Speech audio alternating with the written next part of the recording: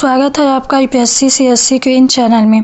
जैसा कि आप जानते हैं कि हमारी हिंदी साहित्य की आंसर राइटिंग की क्लास चल रही है, जिसमें आंसर राइटिंग की सीरीज़ चल रही है। इसमें हम आंसर राइटिंग की पार्ट 3 लेकर आए हैं, जिसमें हम कबीर की भक्ति स्वदेशी है या विदेशी, इसको हम तर्क और प्रमाण के साथ अपना पक्ष प्रस्तुत करेंगे। तो चलिए स्टार्ट करते हैं। तो पहले हम इस बात पर तर्क करेंगे कि कबीर की भक्ति को स्वदेशी या भारतीय पहलू का क्यों माना जाता है।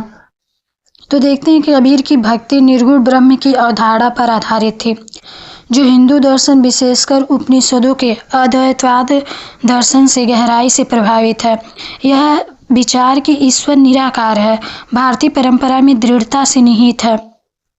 मान्यताओं के अनुसार ऐसा माना जाता है कि कबीर ने स्वामी रामानंद से दीक्षा ली, जो वैष्णव भक्ति परंपरा के प्रमुख संत थे। इससे पता चलता है कि उनकी भक्ति की जड़ें भारतीय संत परंपरा में हैं। या फिर हम देखते हैं कबीर ने अपनी कविताओं में भारतीय संस्कृति और पौराणिक कथाओं से भरपूर रूपकों का इस्तेमाल किया, जैसे कि योगी चक्रों का वर्णन और राम नाम का जाप। हालांकि उनके जो कबीर के राम थे, वो दशरथ पुत्र राम नहीं थे, बल्कि वो निराकार ब्रह्म थे। कबीर दास जी ने मन की शुद्धि, नैतिक आचरण और कर्म आधारित जीवन पर जोर दिया था, जो कि व्यापक भारतीय आध्यात्मिक परंपराओं का अभिन्न अंग है। अब हम कबीर की भक्ति की विदेशी यानी कि इस्लामी और सूफी पहलू पर बात करेंगे। तो इस्लामी परंपरा में एकेश्वरवाद, ईश्वर की एकता का सिद्धांत यानी कि एक ही ईश्वर, इस्लामी धर्म का मूल सिद्धांत है।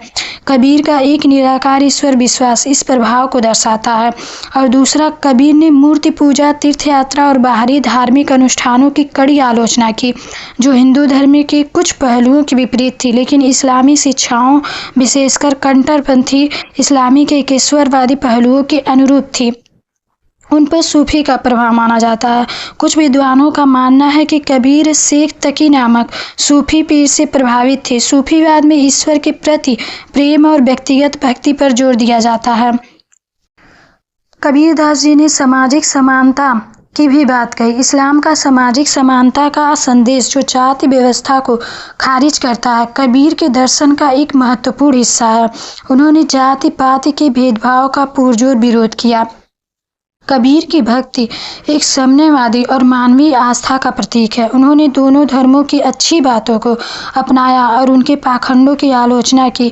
उन्होंने हिंदू और मुस्लिम समुदायों के बीच एकता और सामाजिक सद्भाव लाने का प्रयास किया, जिससे यह स्पष्ट होता है कि कबीर की भक्ति न तो पूरी तरह से स्वदेशी है और न ही विदेशी है, जबकि यह स्वदेशी और विदेशी दोनों का ही समन्वयकारी रूप है, जिससे यह स्पष्ट होता है कि उनकी भक्ति किसी एक भौगोलिक या धार्मिक पहचान तक सीमित नहीं थी।